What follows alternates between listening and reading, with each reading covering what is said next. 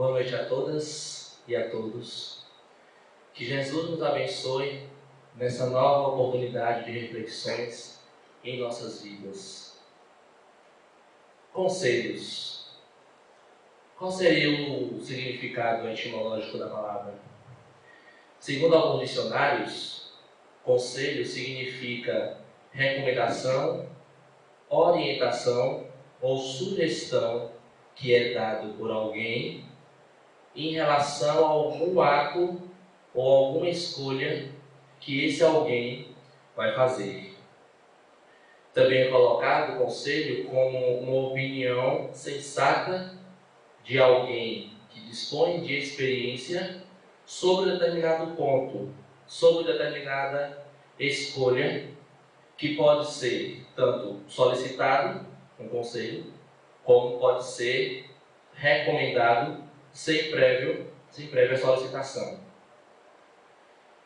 E quando a gente fala desse tema, nos remeteu dois ditados bastante populares a respeito de conselhos, em que a nossa genitora sempre comentava ao longo do nosso crescimento na vida.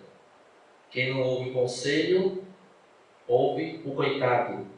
Muitos aqui devem ter escutado esse conselho ao longo das suas experiências. Quando ele vem significar, muitas das vezes, recomendações que nós recebemos em nossas vidas e que muitas vezes não damos a devida atenção. E que, por sua vez, um conselho, uma orientação positiva que é rejeitada, a gente despreza e sofre as consequências desse esquecimento do conselho.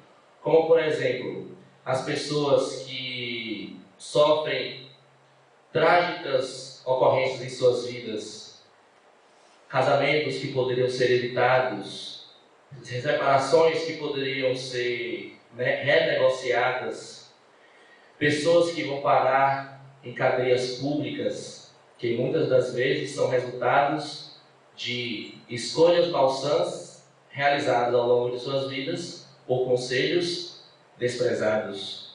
Ou, finalmente, aqueles que hoje em dia têm seus espólios guardados em cemitérios, que muitas das vezes foram pessoas que malograram ou que desprezaram conselhos que foram oferecidos e que, por algum motivo em suas vidas, a experiência carnal foi interrompida. Outro ditado também muito conhecido que remete a isso é quando se diz que se o conselho fosse bom, não seria dado, seria vendido. Aí, nesse sentido, a gente lembra de diversos profissionais que existem nessas áreas, como, por exemplo, os treinadores, os coaches, os orientadores, os consultores, que muitas pessoas buscam essas orientações profissionais dentro de aconselhamentos em determinada área, sobre determinado ponto de vista. Mas, por que falar de conselhos? Será que tem uma relação com o ponto de vista espírita ou com Jesus? Totalmente. Sei que nós teremos alguma coisa a falar dessa temática. Conselho também, encontrando no dicionário, nós nos relembramos a respeito daqueles agrupamentos de pessoas que, em conjunto, deliberam ou sugerem determinada ação a ser tomada em instituições, como, por exemplo, conselhos universitários, conselho empresarial, conselho de justiça, grupos que são feitos por pessoas eleitas ou indicadas para determinada finalidade. Também temos aí uma devida aplicação. Mas nós todos recebemos conselhos ao longo de nossas vidas, seja dos pais, seja dos professores, seja de diversos profissionais que nós ora buscamos ou ora se apresentaram em determinados momentos de nossa trajetória. Mas será que nós escutamos os conselhos que nos são fornecidos? Será que eles são úteis Ou será que eles têm alguma influência em nossas vidas por algum motivo, por alguma necessidade? Finalmente, o caráter do conselho basicamente é alguma recomendação que se dá em determinado ponto.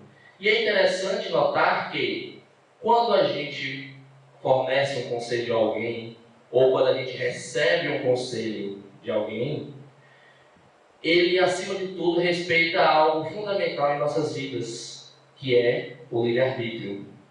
Ninguém obriga o outro a aceitar um conselho.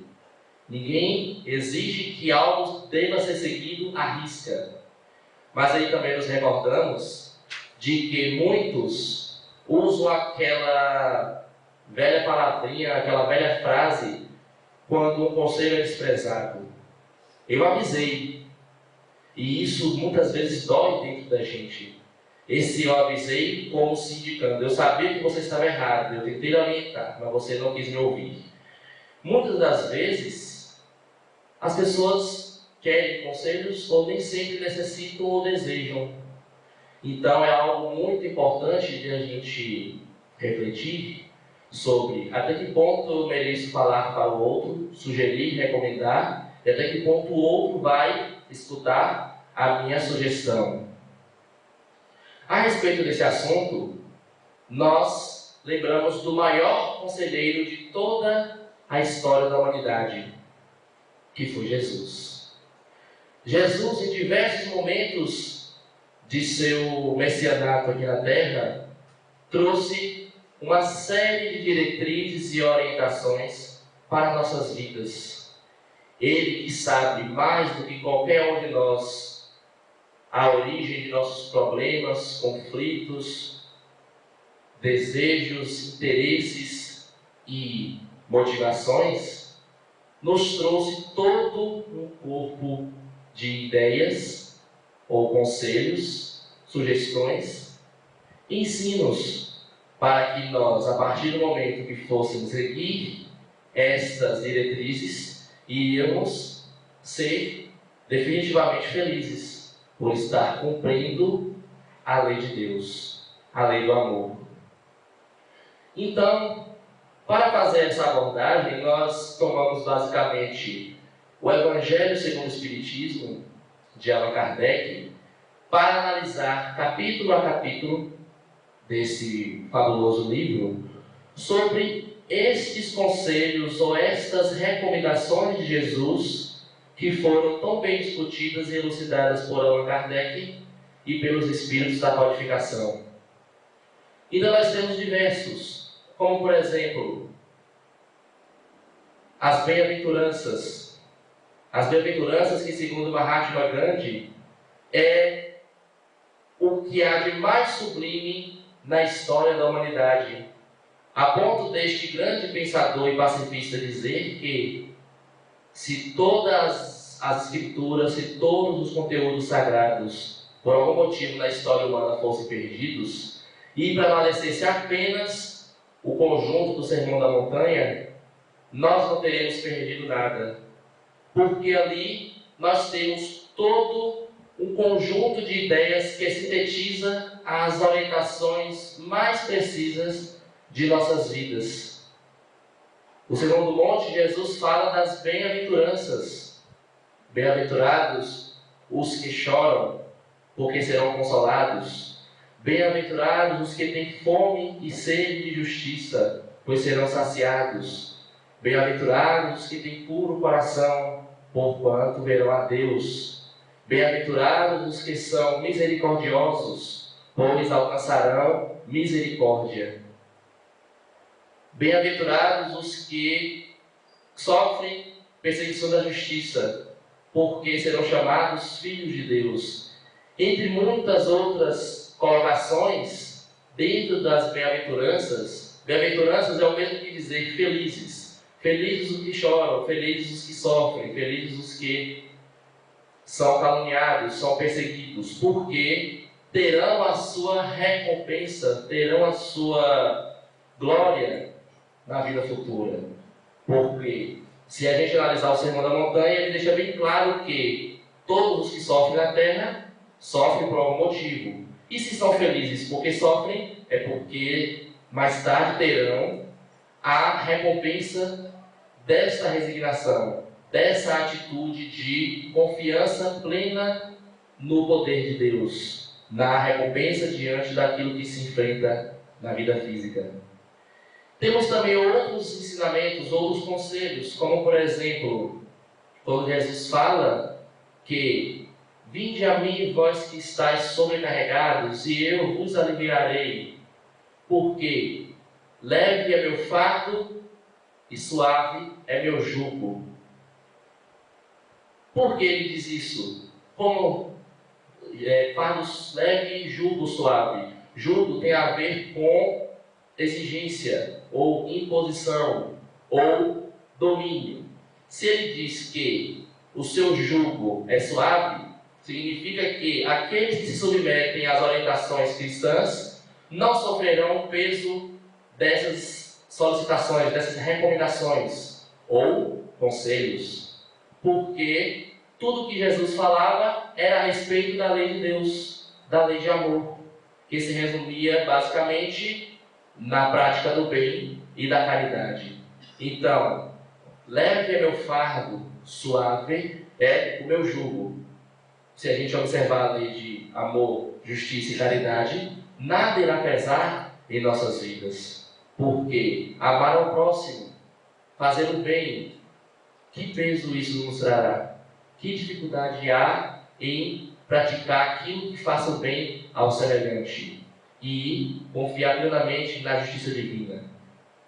São esses conselhos, entre muitos outros, que Jesus nos fez herdar e que nos faz refletir sobre essas sugestões que Ele nos deixa, que não impõe, não exige, mas sim sugere. Cabe a cada um de nós, dentro do livre-arbítrio, que os conselhos respeitam acima de tudo o livre-arbítrio, tomar esse fardo nas costas e se submeter a esse jugo. Porque, segundo ele, esse fardo e esse jugo são acessíveis porque ele é manso e humilde de coração. Então não há por que temer. Nós também temos outras passagens evangélicas em que a gente percebe os conselhos de Cristo bem explícitos. Como, por exemplo, no momento em que ele estava para ser preso no Jardim das Oliveiras, um de seus apóstolos tomou da espada para enfrentar os soldados. Jesus calmamente disse: embainha a tua espada, porque aquele que mata pela espada perecerá pela espada. Uma orientação, deixando claro que aquele que faz um ato mal contra outrem vai sofrer nas mesmas consequências, na mesma condição, aquilo que houver feito. São muitas valiosas propostas que nos fazem refletir sobre todo esse conjunto doutrinário, todo esse conjunto de ideias fabulosas e de vida eterna. Quando ele dizia: eu sou o caminho, a verdade e a vida. E ninguém vai até o Pai se não for por Ele. Se não for através destes conselhos, destes ensinamentos tão generosos, tão sublimes.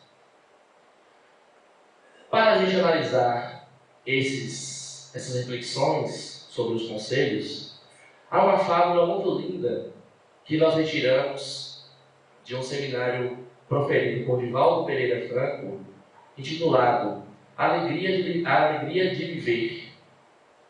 Nessa fábula, ele conta que haviam duas pessoas, um homem e uma mulher, um casal, e que eles moravam na zona rural de uma cidade bem pequenininha no interior, e que eles viviam em plena comunhão e harmonia um com o outro, mas que eram pobres, era um casal pobre. Um dia, o marido procurou a esposa e disse: meu bem, você merece ser feliz, e eu também. Eu me vou trabalhar, vou procurar alguma atividade em terras distantes para poder acumular riqueza, guardar e trazer para te dar conforto. Mas eu voltarei e te peço confiança e fidelidade, e que um dia nós iremos retornar para estar felizes. A esposa aceitou, concordou, e ele se foi. Percorreram uma distância muito longa para uma localidade muito distante, 10 dias de viagem a pé. Chegando a um determinado local, encontrou um senhor que o pôde empregar. Então ele disse ao patrão: dá-me este trabalho e eu serei teu servo, serei teu servidor fiel. Mas eu te peço que não me pagues. Eu não quero receber salário agora. Eu quero amontoar fortuna. Quero juntar os meus salários. Guardo meus salários no banco.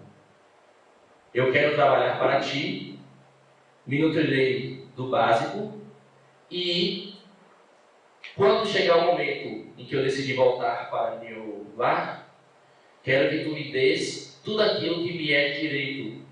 Então ele partiu. O patrão aceitou, e este homem trabalhou durante muitos anos, sem sossego, sem descanso, sem reclamar, sem cobrar um sequer tostão do seu salário, sempre comprometido com o compromisso de amontoar dinheiro, de fazer fortuna para retornar para casa e dar conforto à esposa tão amada. Passados 20 anos, ele retorna para o patrão e diz: decidi ir embora. Quero reaver tudo aquilo que é meu de direito, porque eu vou voltar para o encontro de minha companheira. Já trabalhei tudo aquilo que eu podia e te dei tudo aquilo que era possível dentro de minhas forças trabalhistas. O patrão entendeu a proposta dele, mas disse: antes de eu te dar tudo aquilo que eu te devo, eu posso te fazer uma proposta, que é uma proposta fabulosa. Posso te dar todo o teu salário de 20 anos de trabalho ininterrupto, ou posso te dar 3 conselhos. Se eu te der o salário, todos os salários, não te darei os conselhos. Se eu te der os 3 conselhos, irás embora sem o salário. O homem ficou pensativo, ficou confuso naquele momento. Então o patrão disse: dou-te 2 dias para pensar. Ele pensou, repensou, refletiu. Como ele precisava daquele dinheiro? 20 anos de serviço contínuos, sem ver o produto do seu suor. Retornou para o patrão e disse: tomei minha decisão. Quero os 3 conselhos. Mas você vai deixar todo o seu salário por conta dos conselhos? Sim. Eu tenho comigo que esses conselhos devem ser muito valiosos para você querer trocá-los pelos meus salários. Sim, eles são. O primeiro conselho é: nunca vá por atalhos que não conheças, porque isso pode te custar a própria vida. Ele pensou, refletiu e se calou. Segundo conselho: nunca se tomes por curiosidade pelo mal. Nunca vá atraído pelo mal por curiosidade, porque isso pode custar-te a existência.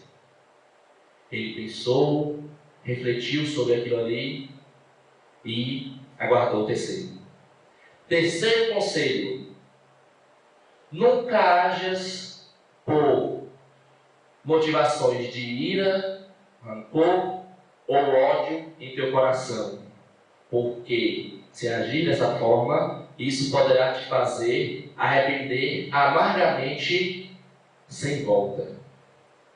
Ele pensou nesses 3 conselhos, meditou bastante e foi embora. Mas o patrão ficou tão ressentido pelo seu servo, pelo seu trabalhador tão fiel, que ele ia embora sem nada. E ele estava com as mãos abanando. Chamou e disse: tome aqui esses 3 pães.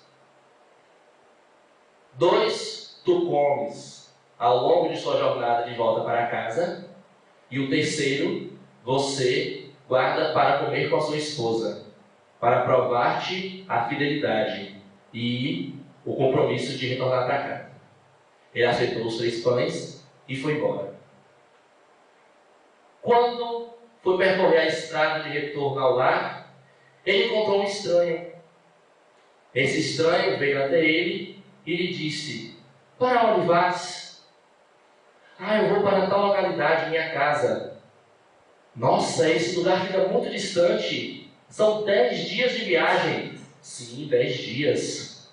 Eu tenho uma solução para ti. Pegue aquele atalho. Esse atalho irá encurtar tua viagem em 3 dias. Um atalho. Sim, um atalho. Ele é fabuloso. Você entra pela direita, depois toma a primeira esquerda, não tem erro. Você vai chegar ao seu destino. Ele ficou feliz da vida. Que maravilha, que conselho, um atalho. Quando ele tomou o caminho do atalho, ele se lembrou do primeiro conselho: não vás por atalhos que não conheças, porque isso pode te custar a própria vida. Ele ficou paralisado e retornou para a estrada original. Foi peregrinando até chegar em uma hospedaria e resolveu pernoitar por ali mesmo. O dono da hospedaria conversa com ele e pergunta para onde ele vai. E ele diz. Ele conta a sua história e diz sobre esse tal estranho que falou do atalho, mas que ele tomou a decisão de não seguir esse atalho. O dono lhe disse: mas que feliz tu és! Esse estranho é um bandido perigoso e ele tem costume de ficar na estrada para poder encaminhar os transeuntes para esse atalho, e lá na frente um grupo de assaltantes atinge o viajante, lhe dá a surra, rouba e mata e o enterra. Que bom que tu fostes feliz em escolher a estrada original. Então ele pensou: que conselho, o conselho de não escolher atalhos que eu desconheço.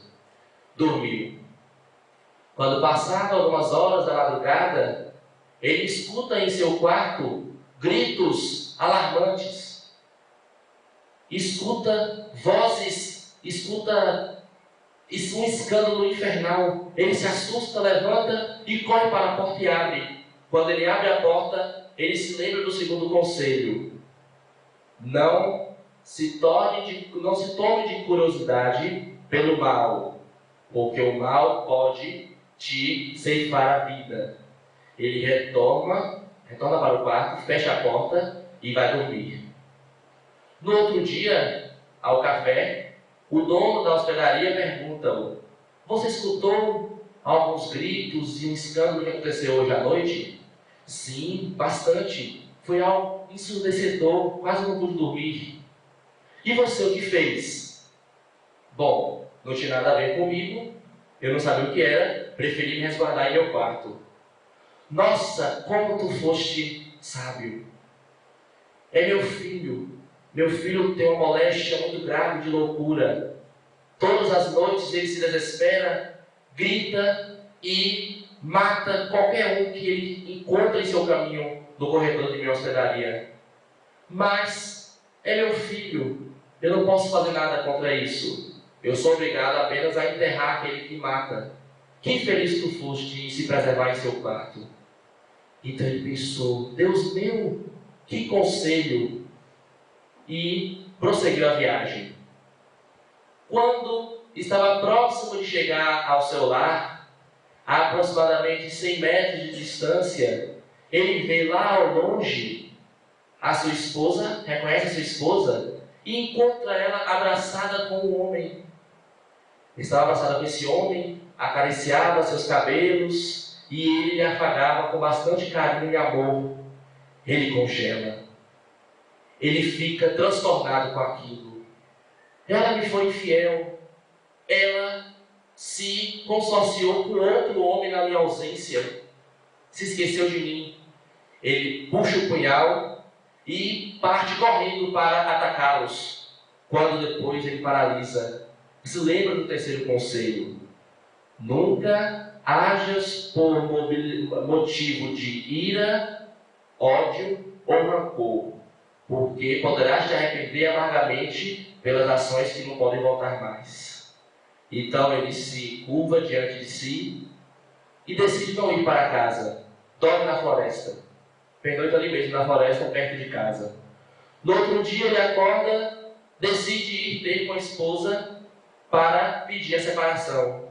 Ele não admitiria que foi traído por um outro homem, ainda mais jovem, ele que já estava 20 anos mais velho. Quando ele abre a porta, a esposa o reconhece e vem correndo até ele, abraça-o efusivamente, cheia de saudade. Ele permanece imóvel e diz: tu me foste infiel, tu me traiu, eu que fui tão digno em toda a minha vida fora de casa. Como podes fazer isso? Como pudeste me trair? Ela diz: por quê? Eu sempre fui fiel a você, eu nunca te traí. Sim, traiu com certeza. Eu vi você abraçada com outro homem na porta de nosso lar. Como pode isso acontecer? Eu abraçada com um homem? Aquele homem é nosso filho. Ele é o filho que eu estava grávida de você antes de você ir embora. Só que eu não sabia. Ele nasceu, eu cuidei dele e hoje ele está completando quase 20 anos. Eu nunca te traí, meu bem. Eu sempre fui fiel. Eu estava apenas despedindo dele porque ele iria viajar. O homem toma de espanto e começa a chorar e abraça, reconhecendo que a esposa foi fiel durante toda a vida. E se lembra do terceiro conselho, que realmente ele valeu a pena. Quando ele solta o abraço, ele diz: eu trabalhei durante muitos anos, mas infelizmente eu não pude te trazer nada. Mas eu fui digno. Para provar-te que eu fui digno, trouxe aqui esse pão. A única coisa que me sobrou de toda essa trajetória fora de casa. Eles se reúnem, sentam-se à mesa, oram. Depois que terminam a oração e partem o pão, lá está contido todas as cédulas de todos os salários devidos a esse homem, dos 20 anos de trabalho sincero, fiel e devotado ao seu patrão. Então ele não perdeu nada. Ele recebeu os conselhos, mas foi sem consciência dos salários que estavam armazenados seguramente.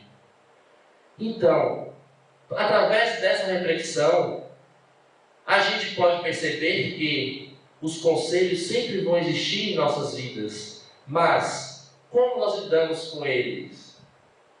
É muito delicado esse fator. Se nós iremos nos mover pelos nossos próprios impulsos, cegamente, ou iremos pensar naquilo que foi dito, naquilo que nos foi sugerido para todas as ações de nossas vidas. A esse respeito, Allan Kardec questiona os espíritos da codificação na segunda parte do Livro dos Espíritos, quando fala da intervenção dos espíritos no mundo corporal, nas questões 522 e seguintes. Se os espíritos são capazes de nos sugerir ou nos aconselhar em nossas vidas, especialmente no caso dos espíritos protetores, dos anjos guardiães. Os espíritos respondem que sim, que eles intuem muitas das vezes em todos os atos de nossas vidas, mas que, antes de tudo, respeitam o nosso livre-arbítrio. Não nos obrigam a escutar as intuições dos conselhos, mas eles estão lá, presentes. E que sempre eles nos irão inclinar para a prática do bem, para a prática do amor, para a contenção de nossos impulsos infelizes e inferiores. E que cabe a cada um de nós escutar a voz da consciência, escutar esses incentivos tão nobres que nos chegam sem cessar, graças à providência divina, que não desampara nenhum de nós aqui na Terra. E Allan Kardec, em todo o seu trabalho da codificação espírita, nos deixa o Pentateuco Espírita, 5 livros fabulosos, em que reúnem de uma forma muito coesa, muito perfeita, muito lógica, os princípios doutrinários, a análise dos ensinamentos dos cristãos e as orientações dos espíritos. Aí nós colocamos especialmente o Evangelho segundo o Espiritismo, quando a gente percebe que em cada capítulo do Evangelho nós temos um tópico.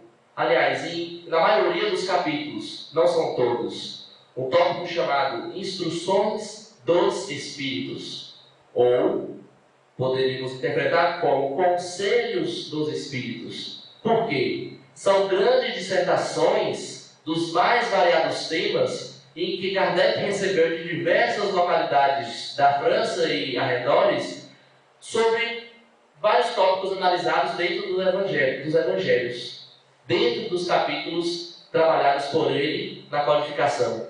Então, essas dissertações abordam de uma forma bem perfeita, bem concluinte, bem direta ao ponto, sobre os esclarecimentos necessários para entender os ensinamentos de Jesus.